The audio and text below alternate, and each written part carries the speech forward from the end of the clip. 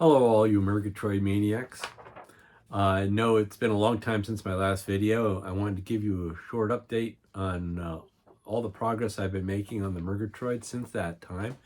I know you're probably thinking that because it's been so long, not much has been happening with the Murgetroid, but in fact, it's quite just the opposite. It's because I've been so busy making a lot of changes and improvements that I just haven't had time to make this video.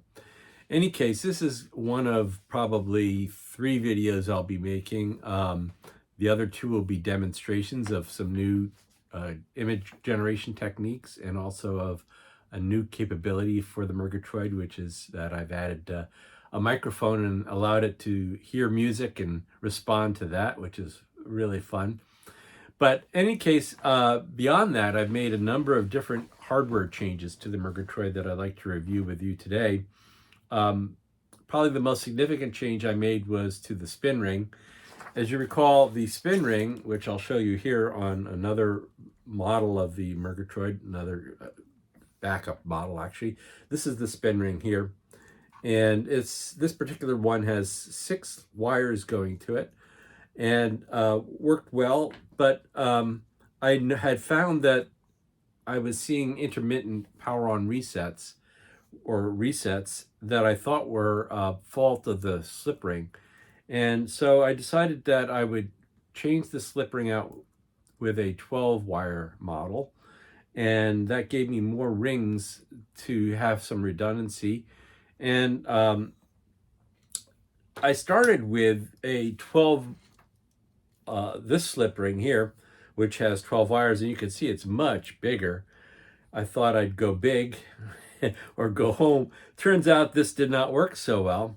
The reason this didn't work so well is because I didn't realize that the slip ring itself had so much friction to it.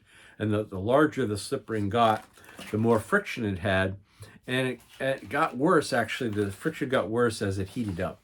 And it got so bad that the motor I was using was unable to spin it properly and keep the speed going. So I abandoned it and I went to another model of slip ring, which is still has 12 wires, but has a smaller diameter. The other thing you'll notice about this slip ring is that it's much taller than the previous model, and that forced the height of the Murgetroid up, which caused me to have to raise the infinity structure, the hexagonal structure. I had to raise that up about that much in order to clear the top of the structure. And so I added a support structure to the bottom of the hexagonal infinity, and it raises it up, and it also gives it nice structural support for holding it together nicely without the glue being stressed. And so it was a good thing that I did. Turns out that this change for the slip ring was probably unnecessary, because what I was seeing as a reset was actually a software bug. It was a subtle software bug, and it only occurred after the entire show ran through the first time. On the repeat, it would do a power on reset, and it took me a while to figure that out, and even to discover that I had that problem and that it was a software bug. So I'm not sure I regret making that change, because it does make the I believe, because I have some redundancy now with the slip rings. For example, I have 12 rings, and on the spinning head model, I'm using 4 of those rings for power and 4 for ground. And so any interruptions in any given ring would go away because of that. In any case, so I changed the slip ring. I increased the height of the hexagonal structure. I also changed out the main motor in the Murgetroid. I was using a motor that, when it got hot, seemed to make a lot of noise, and so I went to a different model motor. I went to the a Fasco D124, which I had been previously using. I went back to it. It definitely is less noisy. It still gets a little noisier when it's warm, but it's, I think, an improvement then from what it was. The other thing happened when I changed slip rings was that the new slip ring with 12 rings does still have more friction than the 6-ring split ring. And as a result of that, I had a harder time starting up the Murgetroid and keeping it at speed with just the 4 motor control bits that I had previously. So I added a 5th motor control. The 5th bit is basically for spin up. So I turn that one on when the Murgetroid's spinning up, and it solved that problem, and everything's copacetic at this point as far as that goes.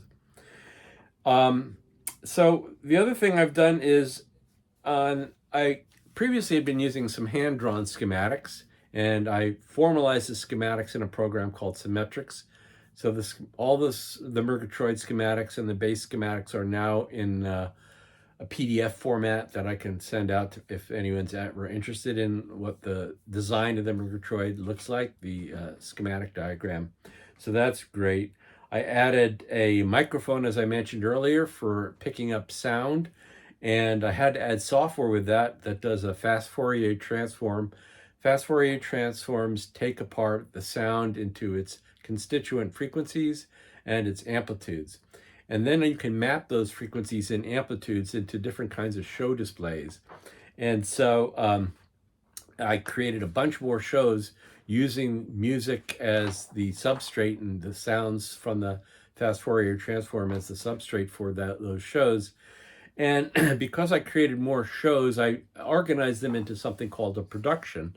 So a production now is a conglomeration of different shows. At this point, I have 5 productions. To date, all you've ever seen are essentially 2 productions, the main show production and the last production I showed you, which was using the cylindrical coordinates. But now I've created 3 more productions that are sound-based, and I'll be demonstrating them on a different video. In any case, along with those productions, I had to create a graphical user interface extension that allowed me to control the productions and also the shows. So now I can start off at and jump to any production or any show in the repertoire of the Murgetroid and display them on command. So that required a bunch of new graphical user interface commands, and I'll show that perhaps in another demonstration. So the other thing that I did hardware-wise is I replaced the vibration sensor. Previously, I'd been using a vibration sensor that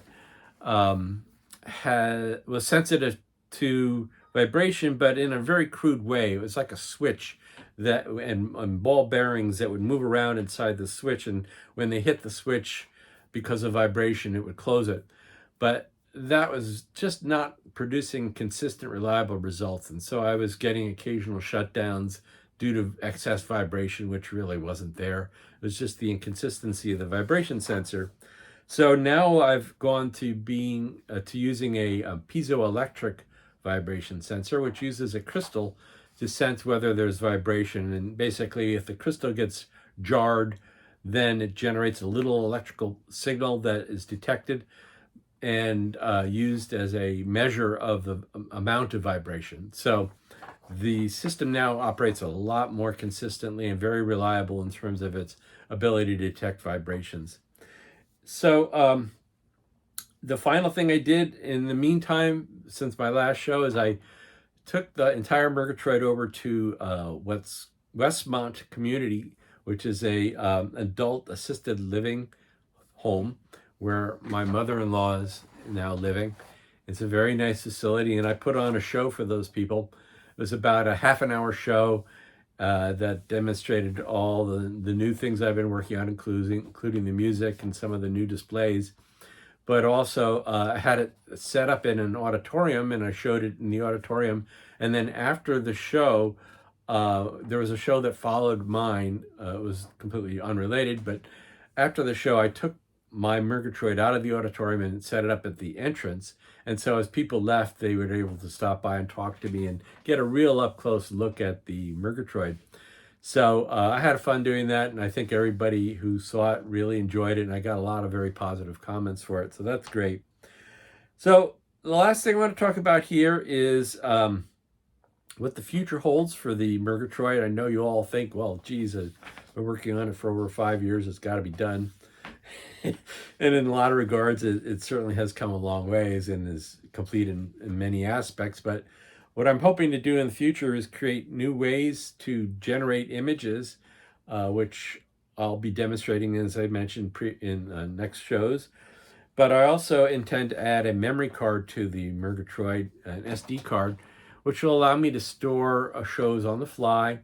And that'll require some hardware changes and software changes, and also creation of a graphical user interface adjunct to what I've got now to control the memory storage and retrieval. And that is, my friends, the update. It's been a long time, I mentioned, but as you can see, I've been very busy, particularly on the software side, which is something that's a little more subtle for you guys to witness. But you'll get more view of that on my next presentation. Any case, thanks for watching, and look forward to me in the future as I show you what the Murgetroid can do with its new software. Thanks again.